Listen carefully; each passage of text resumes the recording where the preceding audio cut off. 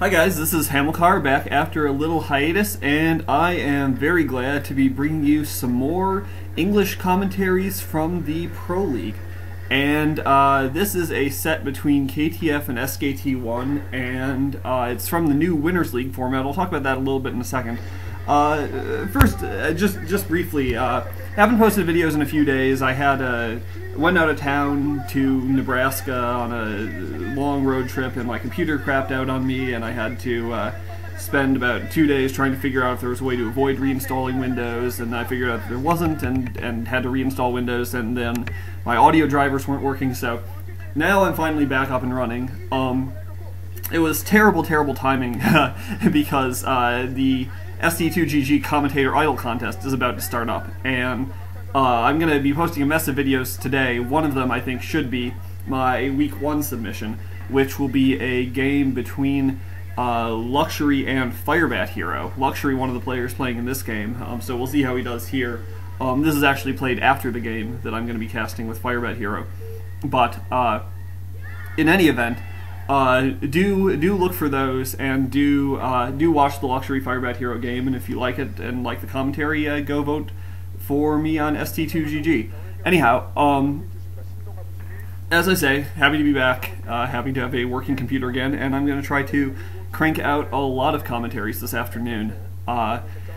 Hopefully put up enough to so that I can take a bit of a break and focus on school. Second semester just starting up now for me, so we'll see how many commentaries I have time to do over and above the Commentator Idol ones. But in any event, game's starting up now, and immediately we see Luxury is going for a 5 pool. So Luxury going all in against Bisu on Medusa. The way Winners League works, I'm pretty sure, I'm not sure of all the details, is that each team sends out one player for the first set, and then the winner of that game will go on to the second set, and the losing team will have to send out somebody else to try to beat the winner of the first game.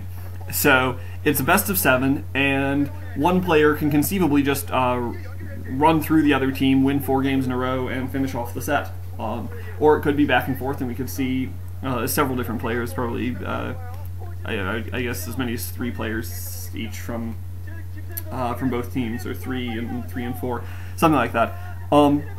In any event, Bisu has not scouted this yet. Medusa is a 3-location map, so Bisu is not going to see this coming. We'll see whether he goes. Well, he is going Forge first, but he'll need cannons down very fast. I don't think Bisu's cannons are going to be in time. Bisu's going to have to put down a pylon in his mineral line, and it's all a matter of timing whether he can see these lings coming out quickly enough to do that. There's also the question of whether Luxury is going to go in the right direction. Luxury probably saw that probe coming from the right-hand base, and he may or may not infer from that that's where Bisu is. If he does, then that'll be very good for Bisu. Bisu immediately putting down a pylon now that he sees those lings coming, and it looks like those lings are heading up the map. So Luxury's guessed correctly, and he's going to he's going to be in Bisu's base very quickly. Bisu's going to have to get a cannon down. You can see Bisu very nervous, breathing heavily. He knows that there's a very good chance that he's going to get eliminated very quickly here, plopping down 2 cannons. So Bisu playing it as safe as he can. These lings are going to run in, though. They're going to try to snipe off those cannons, I'm sure. They may be able to pick off that outside one. Bisu will try to defend the inside one. Bisu putting down a gateway to block. Very clever by Bisu. And he's going to keep those lings out for just a second. The lings are now going for the pylon. If the lings are able to take down that pylon, both of those cannons will go down. Now the lings are harassing pros.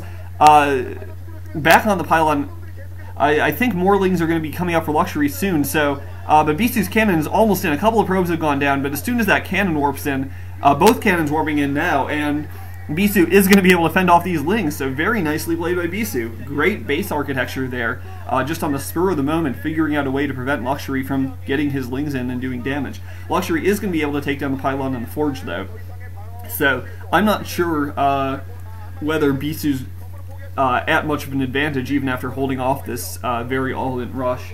I've said before that it's really hard in modern PvZ for the Protoss player to play off just one base.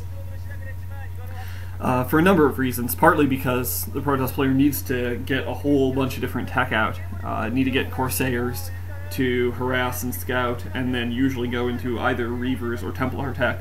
And all that's gas intensive, and you need the second gas.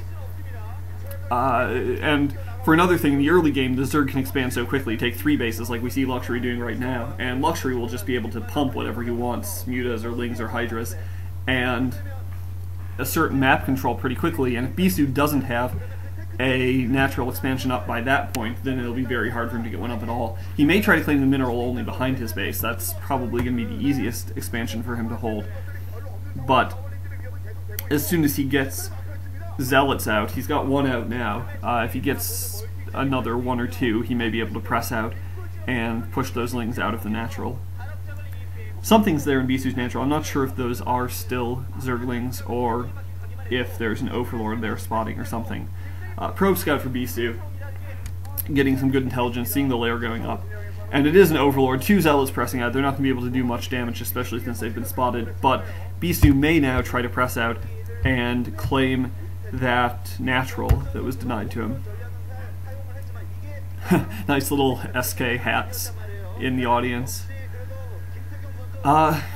This is a matchup between really 2 of my favorite teams in Pro League this year. KTF, both teams that sort of underperform a little bit, I think, relative to the amount of talent on their roster. KTF, of course, has Flash, who's just a tremendously good player, one of the very best in Pro League, probably the best Terran around.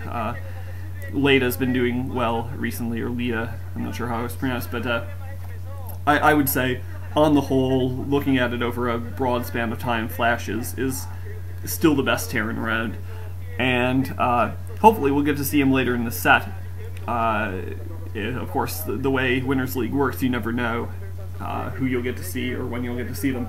But KTF has Flash and Luxury, and I think Lucifer and 815, I want to say. They have, I might be wrong about that, but they have a number of decent players in addition to Flash.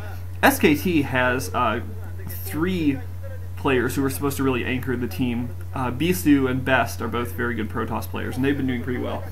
Fantasy is a up-and-coming Terran player who is being compared to Boxer for a while last year for his creativity and